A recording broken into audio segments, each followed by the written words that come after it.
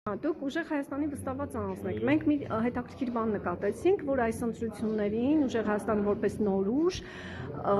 առաջի անգամ վստահված անձանց թիվը բավականին շատ էր ընտրատեղամասերում։ Ձեր երկու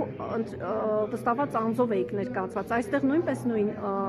քանակն եք ապահովել։ Քանի որ օրենս դրությամբ նախատեսված է, որ կուսակցությունների դաշնակները կարող են ունենալ երկու վստահված անձ,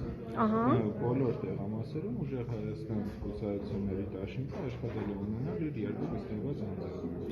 Հիմա այստեղ նույնպես Ինչ եք կարծում, այդ երկու վստահված անձը դա ինչ առավելություն է այս պահին տալիս։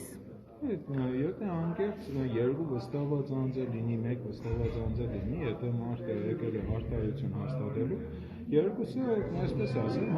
մի ձեռքը ձեռք է լևանում, երկու ձեռքը դեմք է լևանում։ Հիմա ընկերներով ավելի արտահայտության ակնկալիք ունենալը ավելի հեշտ է։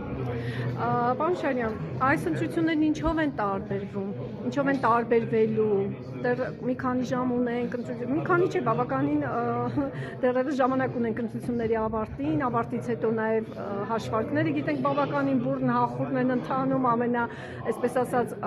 պիկ պահը դեռևս առջևում է, բայց այնուամենայնիվ ինչ է պահը, ինչով է տարբերվում։ Ես վերջի 15 տարիներին չեմ տեսել նման մասշտաբի մարդկանց հոսք, որքան իրենց պետության ապագայով հետաքրքրվում են։ Շատ ուրախալի լուր է այդ կապակցությամբ, որ այսքան շատ արդեն ազգի մասին մտածող, հայերենի երկրի մասին մտածող մարդիկ կան, դա իսկապես արդեն ուրախացնող է, պարտավորեցնող է։ Իսկ ինչով է տարբերվում, եթե այս ընտրությունները մենք քաշվենք, դեռևս ոչ մի անգամ չի եղել, որ Հայաստանը կանգնած լինի նմանատիպ ճամփաբաժանի մեջ, որ հասկանա, թե կոնկրետ որ ուժն է ղեկավարելու։ Իմ կարծիքով այս ընտրությունները իր անկանխատեսելիությամբ ավելի շատ տարբերվում մնացած ընտրություններից։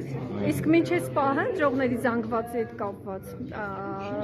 տարբերություն զգում եք նախորդ տարիներ, որ մի քանի ընտրատեղամասում բավականին ակտիվություն նկատել։ Այստեղ էլ է բավականին ակտիվ են ընտրողների թիվը, բայց դա